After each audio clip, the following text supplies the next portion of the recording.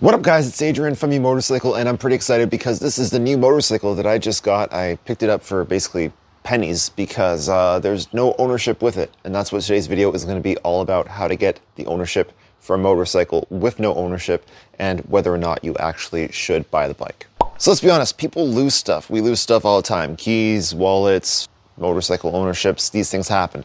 But the problem is if you buy a motorcycle with a lost ownership, you could actually go to jail if the bike was stolen. So let's get started with, that. In the US, it's called receipt of stolen goods. In Canada, it's called I forget what, but it can get you 10 years of jail time. It can actually go up to 14 years of jail time if you turn around and accidentally or not so accidentally sell it to someone else. However, there's a big difference between Sketchy Tom, who wants to meet you in a laneway to sell you a bike he has no keys and no ownership for, and some guy who's like, listen man, I just moved, my place is a disaster, I don't have the ownership, please buy this bike. Fair enough. Now, luckily for us, there are a few resources to help us out with this. I got a full article on my website, youmotorcycle.com, but basically for the US, there is the National Insurance Crime Bureau's VIN check database. I'll post a link to it in the description box underneath this video down here. While you're down there, if you like the video, please give it a like and please hit subscribe to my channel. Helps me grow my channel and create more content aimed at helping motorcyclists. Anyway, if you're in Canada, we also have a different VIN lookup, which is the Canadian Police Information Center's Vehicles VIN search page. Again, link down below, and hit that like button while you're there. I actually strongly recommend, even if you're in the US, check both the VIN registration in the US and in Canada and vice versa. You may as well play it safe. Now you might be thinking, but Adrian, if I don't have the ownership, how can I look up the VIN number? Well, the VIN number is right here. It's right on the frame. It's on the down tube. You can always find it on all bikes. All right, now let's get into the actual meat and potatoes of how do you get an ownership for a motorcycle with no ownership. Well, if you already own the thing, it's actually really easy. If you're in the US, you go to your DMV, or Department of Motor Vehicles. If you're in Canada, you go to your Ministry of Transportation. You're gonna show up with your driver's license, a second piece of photo ID. You're gonna pay a small fine. In New York State, it's like $20. In Ontario, Canada, it's like $30. It's not a whole lot. And they will print you a brand new ownership. However, things do get a little bit more tricky if you are the buyer trying to purchase a motorcycle with no ownership. In that case, you're gonna have to ask the seller of the motorcycle to go to the DMV on your behalf or to go to the Ministry of Transportation on your behalf. They should be willing to go to the DMV or to go to the ministry for you, and if they're not, that's a huge red flag and you should stay away. And the last possible situation is that the seller just isn't willing to help you or just is no longer around and they totally ghosted you. How do you get the ownership for a motorcycle with no ownership? That's something I had to face with a Harley-Davidson Sportster a number of years ago, so I am well versed in that. And essentially you're gonna have to create an affidavit, you're gonna have to gather some evidence, and you're gonna actually have to have the motorcycle in your possession. In my case, the affidavit, the whole goal of it is to clearly and concisely state why this motorcycle is yours. So you're gonna wanna have a bunch of supporting details on there. I'll get into what should be on there afterwards.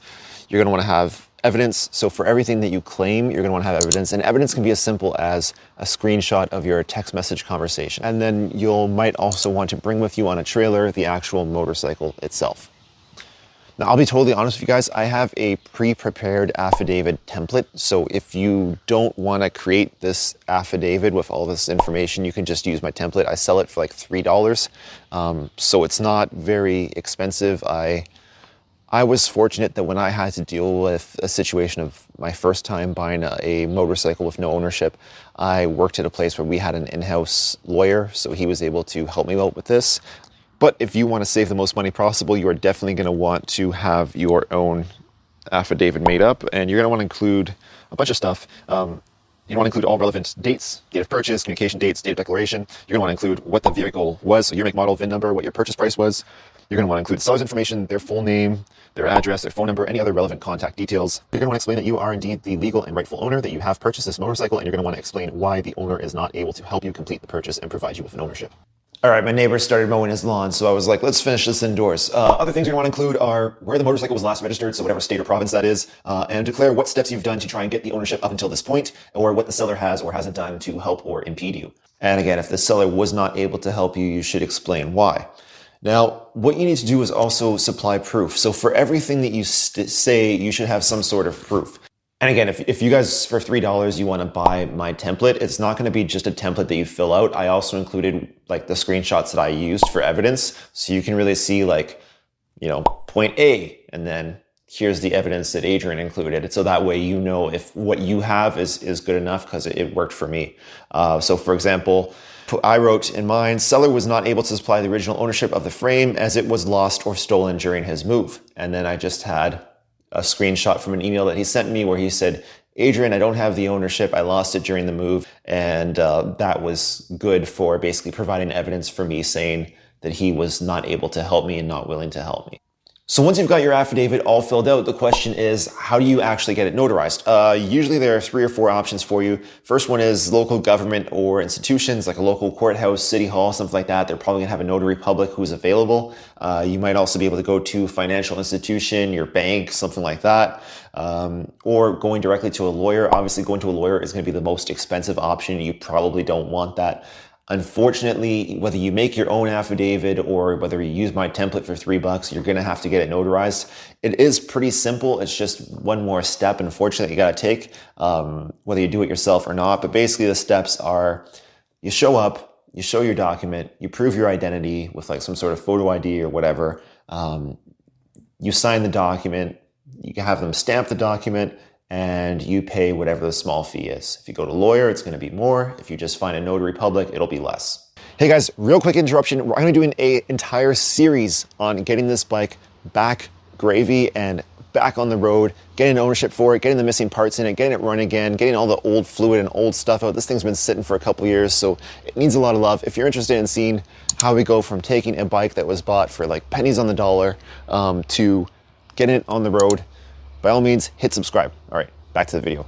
So basically the way I see it, you've got 5 steps to follow. The first one is gonna be create your affidavit. You can use I'll post a link to it. You can use my package as a template where I'm gonna give you both a Canadian and a US version. I'll give you my completed one. I'll give you a blank where you fill it out yourself. And I'll also include everything that I use as evidence so you know what to include in your affidavit as evidence. That would be your step 1. Step 2 is you actually put together the affidavit. So you fill out the blanks, you put in your name, you put in your information, you put in your seller's information, all the stuff that we already talked about. And you also take your little screenshots, you print out the stuff that you need, and you make your own affidavit, or you use mine as a template, but basically you put it together and you staple it. Step 3 is you're gonna bring your affidavit, you're gonna bring your keys, you're gonna maybe put the motorcycle on a trailer, bring it with you, bring your evidence, whatever you have with you, and go to some sort of notary public, a bank that has notary, wherever you can go to get something notarized near you. Just Google like notary near me.